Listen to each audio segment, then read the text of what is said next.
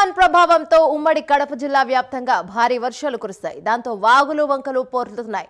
ఇక మైలవరం జలాశయం నుంచి పెన్నా నదికి అధికారులు నీరు విడుదల చేశారు. పెన్నా నది పారివాక ప్రాంత ప్రజలు అప్రమత్తంగా ఉండాలని అధికారులు హెచ్చరించారు. పూర్మామిల్లలోని సానిశెట్టిపల్లె గ్రామంలో మట్టి మిద్దెల కింద ఉంటున్న వారిని అధికారులు సురక్షిత ప్రాంతాలకు తరలించారు. మోంతా ప్రభావం కారణంగా విద్యాశాఖ సెలవును ప్రకటించింది. దీనిపై మరింత సమాచారం మా ప్రతినిధి సుధీర్ అందిస్తారు. రైట్ సుధీర్, చెప్పండి, ఏంటి ప్రస్తుతం పరిస్థితి?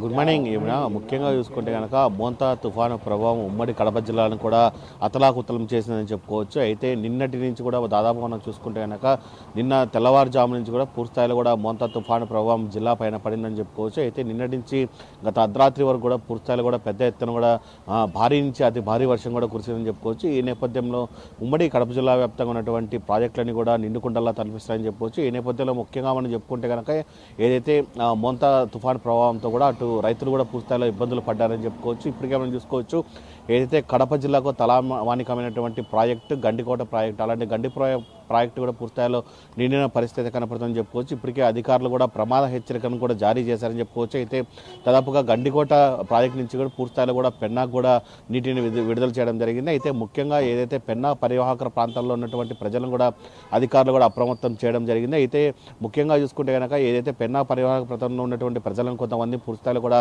ఏదైతే మనం చూసుకోవచ్చు పునరావాస కేంద్రాలను కూడా వాళ్ళు తరలించడం జరిగింది. అయితే వాళ్ళకి కావాల్సినటువంటి ఆహారం కావచ్చు, నీళ్లు కావచ్చు, తదితర అన్నీ కూడా ఏదైతే ప్రభుత్వం కూడా చూసుకోవడం జరిగింది. ఇప్పటికే కొంతమందిని పునరావాస కేంద్రాలు తరలించడం జరిగింది. దాని కింద ఉన్నటువంటి ఎవరైతే ఇండ్లు ఉన్నాయో వాళ్ళందరికీ కూడా ఏదైతే కూలిపోతాయో వాళ్ళకు కూడా పునరావాసం కలిగిస్తామో, అలాగే వాళ్ళకి ఇండ్లు కూడా కట్టిస్తామని చెప్పి ప్రభుత్వం హామీ ఇవ్వడం జరిగింది. అలాగే మళ్ళీ చూసుకుంటే కనుక బ్రహ్మంగారి మఠంలో కూడా పూర్తిస్థాయిలో కూడా ఏదైతే నిన్నటి నుంచి కురిసినటువంటి భారీ వర్షంతో కూడా ఏదైతే అలనాటి వీరబ్రహ్మేంద్ర గారికి సంబంధించినటువంటి ఇండ్లు కూడా పూర్తిస్థాయిలో కూలిపోవడం జరిగింది. అయితే ఒక్కసారిగా ఆ ఇండ్లు కూలిపోవడంతో కూడా అయితే పాతకాలం నాటి ఇండ్లు కావడంతో కూడా పూర్తిస్థాయిలో కూడా ఏదైతే నిన్నటి నుంచి పడిన వర్షంతో భారీగా ఇండ్లు తడవడంతో పాటు కూడా ఒక్కసారిగా ఆ ఇండ్లు కుప్పకూలిపోయిందని చెప్పుకోవచ్చు. అలాగే ముఖ్యంగా చూసుకుంటే కనుక పూర్వామిల్లకు సంబంధించినటువంటి సకినేటిపల్లిలో కూడా సకినేటిపల్లి గ్రామంలో కూడా కొన్ని మిద్దెలు కూలిపోవడం జరిగింది. అయితే ఆ మిద్దెల్లో ఉన్నటువంటి వాళ్ళకు కూడా పూర్తిస్థాయిలో కూడా పునరావాస కేంద్రాలకు తరలించి వాళ్ళకు కూడా అక్కడ పూర్తిస్థాయిలో మనం చూసుకోవచ్చు. ఏదైతే పునరావాస తరలించి అక్కడ దాదాపుగా వాళ్ళకి ఆహారం నీళ్ళు కూడా ఇస్తున్న పరిస్థితి అయితే ఉంది. అయితే మరోపక్క కడపకు తలామానికమైనటువంటి బుగ్గవంక ప్రాజెక్టు కూడా పూర్తిస్థాయిలో కూడా నిండుకుండలాగా కూడా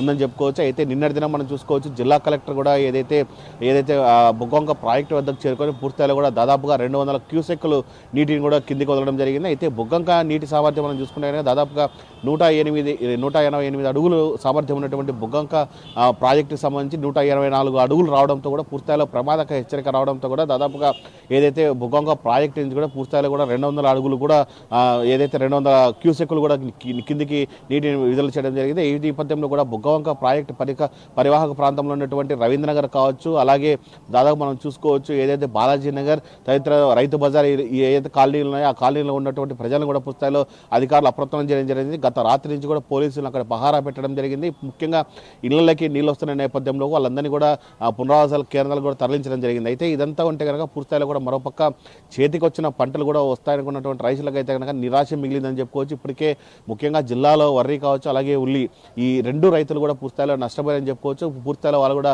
ఏదైతే పంటలు కూడా పూర్తిస్థాయిలో పంటలకు ఎదురు పరిస్థితి ఉంది. అయితే ఈరోజు కూడా ముంతా తుఫాన్ ప్రభావం ఎక్కువ ఉండడంతో కూడా ముఖ్యంగా పాఠశాలలు కావచ్చు, అలాగే విద్యా సంస్థలు కావచ్చు, ప్రైవేటు అన్నిటికీ కూడా పుస్తకాలు కూడా ప్రభుత్వం కూడా అటు విద్యాశాఖ అధికారులు కూడా మొత్తంగా హాలిడే ఇచ్చిన పరిస్థితి అయితే ఉంది. అయితే ముంతా తుఫాన్ ప్రభావం జిల్లాలో ఇలా ఎక్కువ ఉంటే కనుక దాదాపుగా ఈ నెల 30వ తేదీ వరకు కూడా ప్రభుత్వ పాఠశాలకు కూడా సెలవులు ఇచ్చే అవకాశాలు కూడా పెద్ద ఎత్తున ఉన్నాయని చెప్పుకోవచ్చు. ఏదేమైనా చూసుకుంటే కనుక ఉమ్మడి కడప జిల్లా వ్యాప్తంగా అయితే కనుక ముంతా తుఫాను ప్రభావం పూర్తిస్థాయిలో అతలాకుతలమైందని మనం చెప్పుకోవచ్చు. యమున,